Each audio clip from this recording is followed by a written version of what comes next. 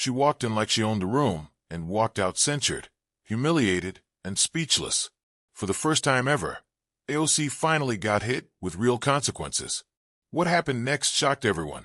The moment hit like a spark in a gas leak. Cameras were rolling, mics were hot, and Alexandria Ocasio-Cortez turned toward a fellow congressman and called him a fascist. Not in a tweet, not behind closed doors. Right there, live on national television. Within minutes, the clip spread like wildfire. Every platform exploded. Her supporters cheered, convinced she had spoken truth to power. Her critics howled, claiming she had finally gone too far. By the end of the day, the headlines were everywhere. AOC faces congressional discipline after explosive rant. Congresswoman crosses the line. Is this the end of her career? On cable news, they ran the clip on a loop, voices arguing over whether it was courage or chaos. Inside the Democratic caucus, phones rang nonstop. Some tried to spin it. Others stayed silent. But inside a quiet room just off the Capitol, the Republican leadership was already meeting. No cameras, no statements, just quiet grins and the smell of strong coffee. She finally did it, one of them said, tapping his fingers on the table. Another leaned back, a smirk growing across his face. She handed us the match and soaked herself in gasoline. Then came the words that changed everything. It is time. They all nodded. The plan was already in motion.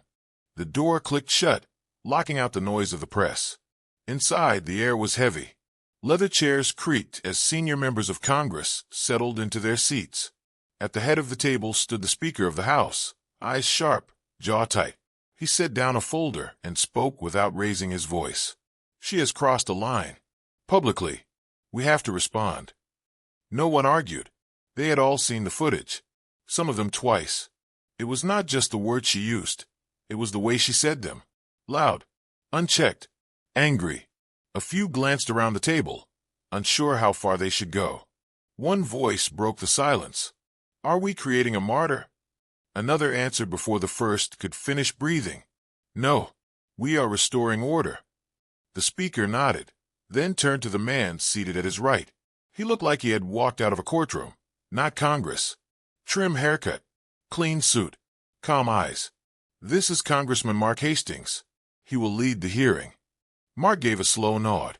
He did not smile. Someone leaned in and whispered, "Is he ready for this?" A strategist from the back replied, "Let her talk. She will bury herself." A quiet ripple of agreement passed through the room. No shouting, no chest beating, just quiet plans and a clock ticking. The fire had started. Now, they were preparing the stage to watch it burn. The hearing room was packed, wall to wall. Cameras clicked nonstop, capturing every twitch, every glance. Reporters whispered into microphones.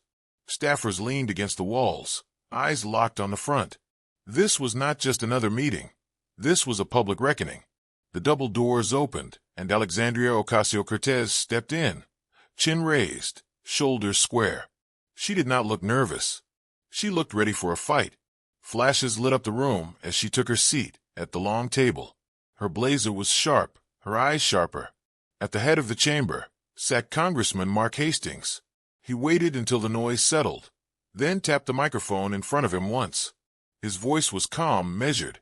This hearing is to determine the appropriateness of Congresswoman Ocasio-Cortez's recent behavior and public statements.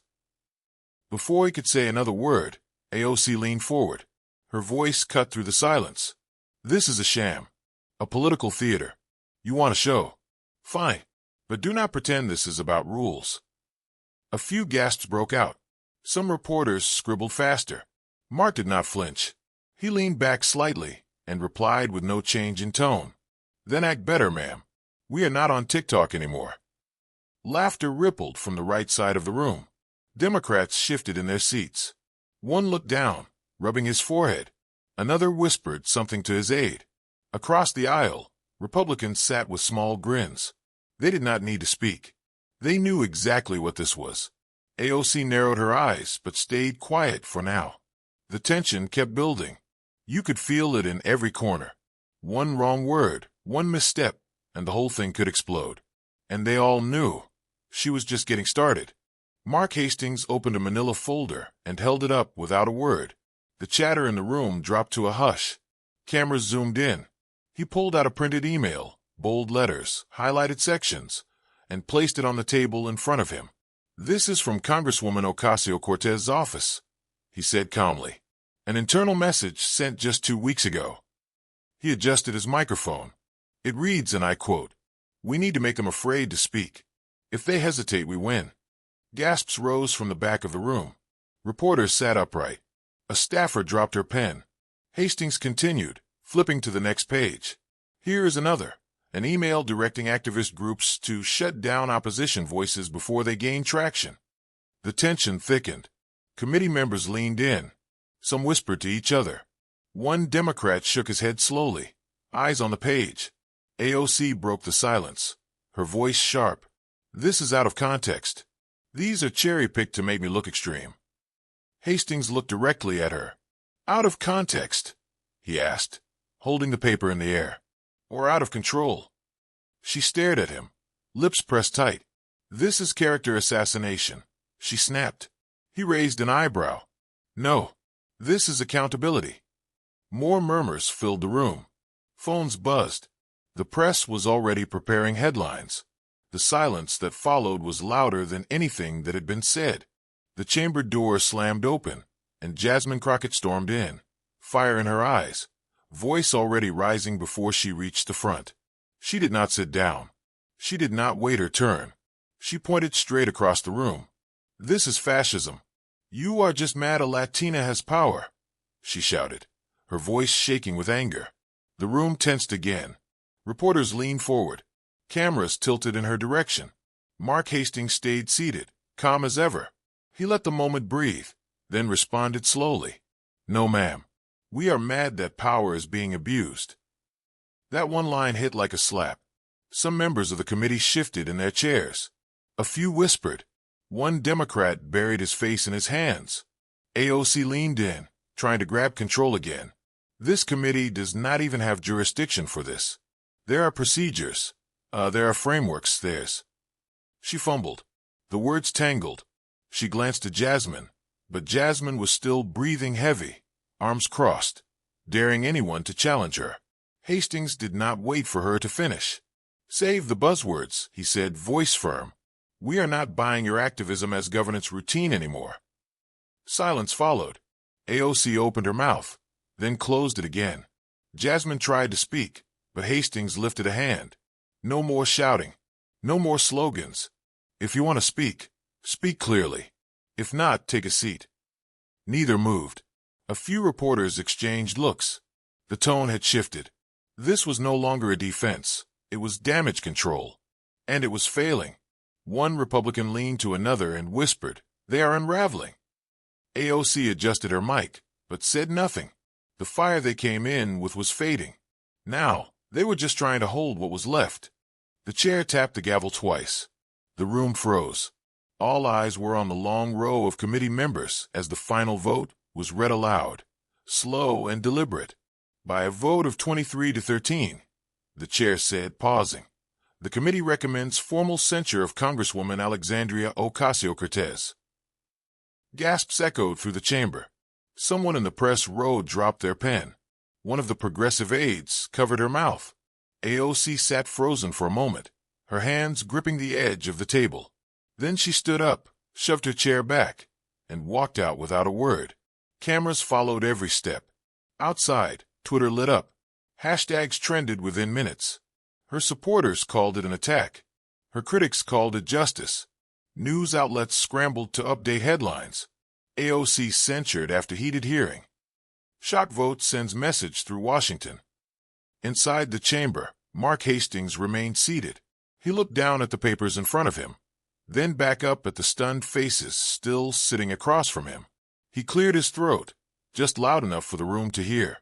"If accountability is fascism," he said, with a small shake of his head, "then you all might want to read a dictionary." Silence. No reply. No retort. Just the sound of chairs slowly sliding back and staffers gathering their things. The vote had been cast.